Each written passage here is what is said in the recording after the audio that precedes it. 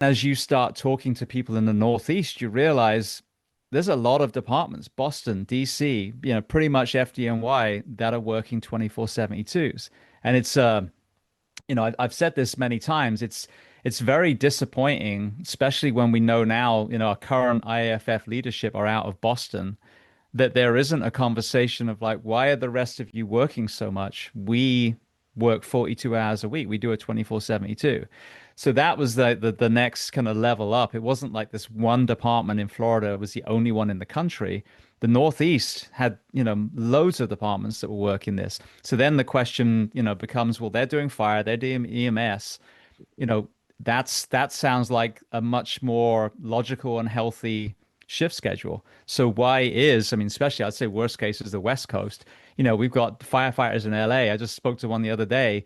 He was coming off, I think it was like 5 or 6 shifts in a row. 120, 100 and, 44, whatever he was working.